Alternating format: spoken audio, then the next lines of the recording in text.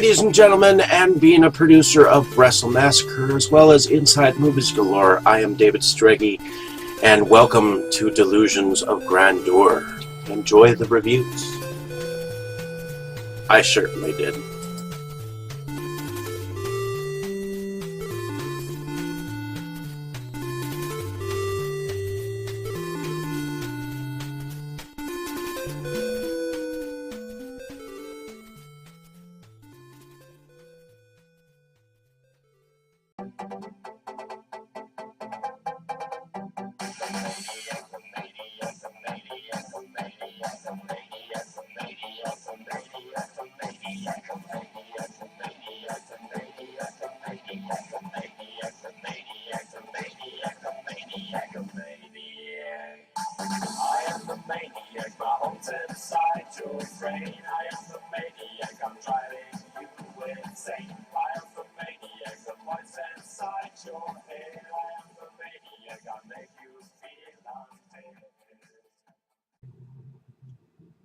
Hello, ladies and gentlemen, and welcome back to Delusions of Galore. I'm your host, David Strege, once again.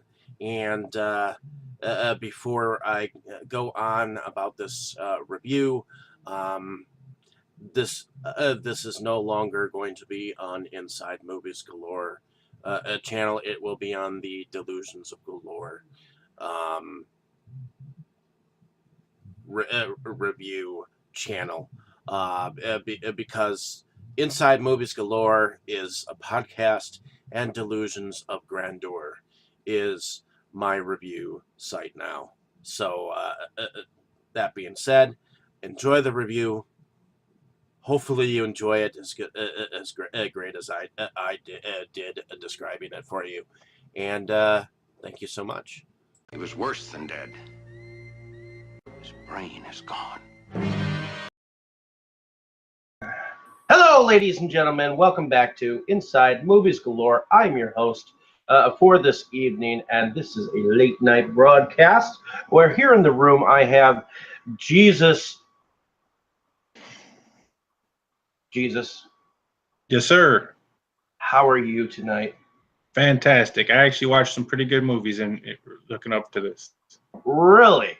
Well, so I understand that you watched Happy Death Day, from 2017, and I have to say that I've seen it too. So I was done within the last year or so. So why don't you tell me a little bit about the film, and then I'll say some pointers here too. All right, yeah. Family Video had a sale, some movies for $5. So I went ahead and I said, I heard a couple of people like this movie. Some didn't. Some thought it was pretty cool. But there was a majority of the people that I looked at online, they said that was a pretty good movie. So I said, okay, it's $5. I went ahead and picked up the Blu-ray there. Okay. I picked it up. I didn't read the background because I'm one of the guys that don't really like to read about the movies. If I hear it's good, you know, sometimes if it sounds like it's good, then I don't end up liking it. So I usually blind buy a lot of things. Okay. And this one, I was pretty happy with it. Okay. So I'm gonna go into a little bit of detail about this film. So apparently we have this young girl who wakes up. She's evidently in a guy's room. As she hurries to whatever class that she's going to, and she's like one of these popular girls, and she ultimately ends up getting killed. But there is a twist in the story. So why don't you, Jesus, tell me what is that twist? What is that, you know, that goes on in this film? We could go back to a more well-known movie called Groundhog Day, where every day repeats itself. So she wakes up the first time because she was out on basically a drunken hiatus. And she's a Punxsutawney chipmunk, right? Chipmunks. It's making my balls tickle, man. I had to put that in there. Yeah, so she wakes up and she meets some guy, right? And then she goes through the day, and everything's looking familiar to her. So she had relived that day. But when she woke up to a nightmare. And a lot of people have nightmares. But her nightmare was she got killed. And it happened to be her birthday, and the phone call from her dad woke her up. And she went on about her day, and she started reliving, and then she knew everything ahead of time because she had already lived the day before. Okay. And one thing that I'd like to say about this director is that he actually was the script writer for this film. He was also the script writer for Paranormal Activities 2, 3, 4, and he was also the scriptwriter behind Blood and Chocolate. He was not the director behind Blood and Chocolate, but it was definitely interesting learning that he was behind some of these films. And I believe he was also the writer behind Disturbia as well. So. Now, the Paranormal Activities, the first one was cool, but I kind of lost interest. You know what I mean? It wasn't one of those films that I was like, okay, we got to see this again. You know, the first time you could kind of believe it, but when you're having Paranormal Activity, which is the name of the film, and you're having like outside sources come in and move chairs, slam beds, I lose interest. The first one is cool, but after that, that's not my style. Now, this film here, I was surprised. I didn't look into the background and see what any of these people have done before. I thought this one was really done pretty well. And he also did the movie Scout's Guide to the Zombie Apocalypse, which was a couple of years back. So that was the last movie that he had technically directed. Yeah, I'm not familiar with that one. That one was actually really funny. If you wanted to, you could definitely check it out for yourself and find it. It's actually it's a group of kids end up being like in a zombie apocalypse, and so on and so forth, and it's just kind of goofy, No, but to me, it's some of the zombie movies, like there's been so many of them. I'm not a big fan of that genre, the zombie stuff. But now, anytime you have clowns in something, I don't know what it is, but something about clowns, I just like it. well, I have to give a movie a plus if they've got clowns in it. I don't care if there's zombie clowns in it. I'm more into it than just regular zombies. Well, I'm not trying to give too much of info on Scout's Guide versus to the zombie apocalypse, but there is this one part where this one guy tries to jump out the window and he breaks his penis. Oh, really? Yeah. He must have had a hell of a heart on. Yeah. Yeah, it's definitely got some kind of humor like that. So that's why I would definitely check it out if you could. But now this movie had some pretty cool humor, because as the chick went on, and each day, now the killer in this film also was wearing a mask, and it happened to be a mask of the college that she was attending at the time. And when you're watching the film, each day she dies and she wakes up, and every morning she wakes up, it's different to her. But as the comedy stuff goes, like one day when she's walking through the courtyard, or some people would call it the walk of shame, after you've just had sex with the guy the night before. You're walking through that courtyard and everybody's like staring at you, cutting their eyes at you. Well, one day she decided to have fun with it, and she just decided to walk out there with no clothes on and walk through the courtyard naked. So she's really giving people something to look at, right? That was funny. I remember that. That was a let's not give a shit kind of day. Yeah, because she already knows the outcome of the day, right? She's going to go ahead and get killed. I was like, can't you just take that mask off to see who your killer is? But, then there's a little twist at the end of the film there. You find out it's actually not a masked killer. You know what I mean? It's her roommate. Yeah. trying to kill her with a cupcake because it's her birthday. Yeah, and that's kind of a twist. So Yeah, I mean, I really thought the movie was done well. I don't want to give too much more away of it. I gave a few spots away. Other than the guy that she thought she banged that night, she actually didn't, and she ended up having feelings for the guy, and she seen he was a pretty decent guy, although he wasn't the best looking guy. And she kind of fell for him. mhm. That's what happens when you get to relive the same day over. You get to feel people out and see how they really are, instead of just giving them the once over and you're done with it. Mm-hmm.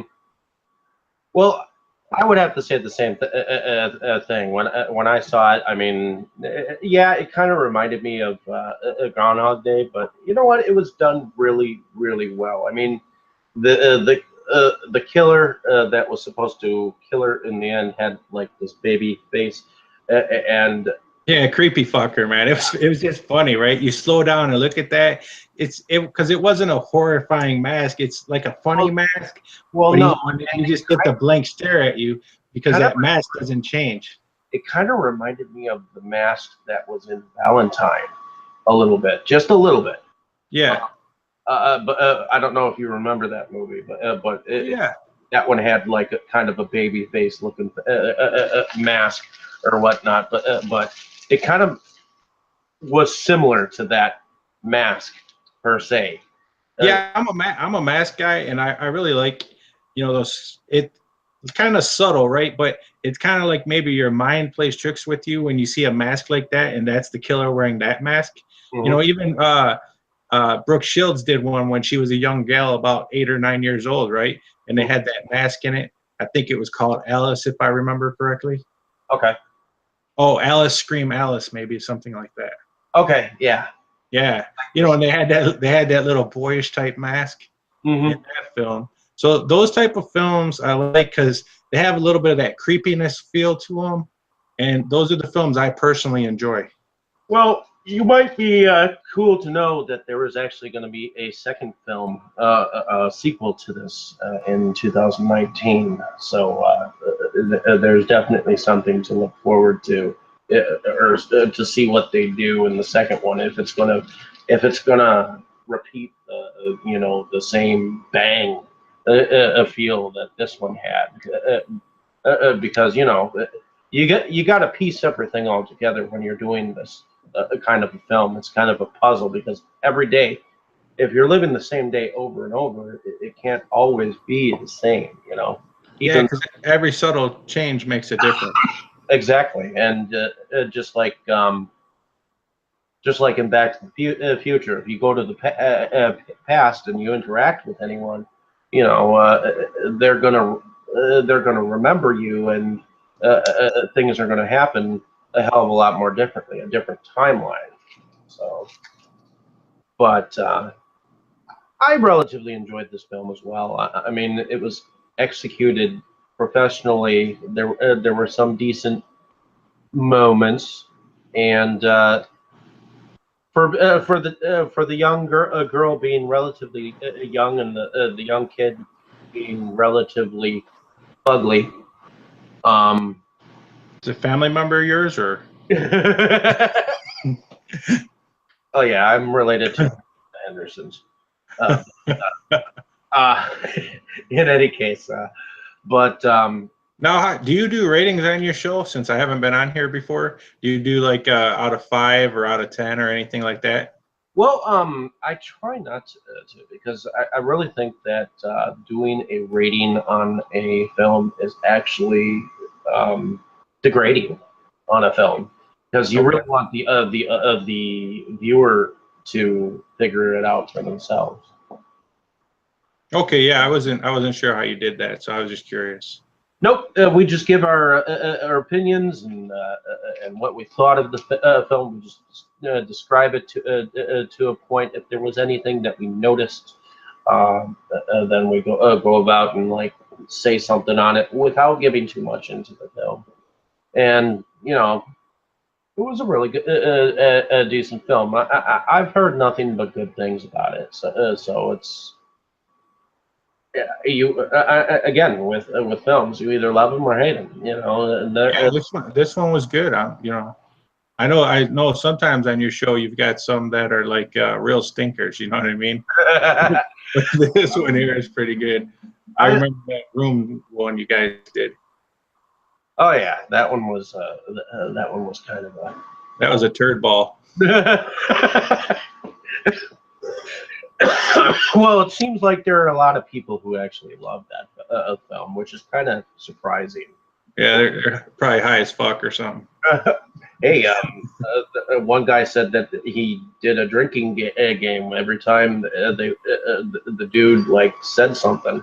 So Well, that's probably cool for this episode, though. Oh yeah, Yeah. But in any case, well, thank you for coming on, and thank you for telling me your thoughts and what you thought of the film. I know it's really cool to get you on when you've seen it so recently. So, and I know it came out like maybe almost a year ago now. But, yeah, I didn't realize it was that old. Like I said, I seen it was on sale and I grabbed it. So it was a good buy for me, I think. And I think when I go and pick it up, because I haven't had the chance to pick it up myself, I've been more concerned with picking up independent films, probably more crappy. But I mean, I love picking things up myself, and I would have picked it up if it were that price too. Yeah. So, but in any case, thank you for coming on, and we definitely have some more planned for the audience here tonight. I know we're doing this rather late, but you know what? Fuck it. Fuck them. So Yeah, you're the wolf man. Let's hear you howl, buddy. ha ha ha. Oh! Anyways, so my name is David Strege, and I run this podcast. We do interviews from time to time. So next coming up, we're going to be doing some TV's films. So definitely check those out when you get a chance. And Jesus, why don't you tell me a little bit about yourself if you wanted to? I'm kind of shy. I'm a little new to this. I'm not I don't have a crowd or anything. Maybe I won't have stage fright in the future. I just appreciate you giving me the chance here tonight. Cool. Alrighty. Well, thank you for coming on, Jesus, and I will look forward to another conversation with you in the future if you'd like to come back on. Thank you, sir. Awesome. Ladies and gentlemen, good night for now. Stay tuned for another a review coming up of 7 short films in very shortly. Thank you for listening.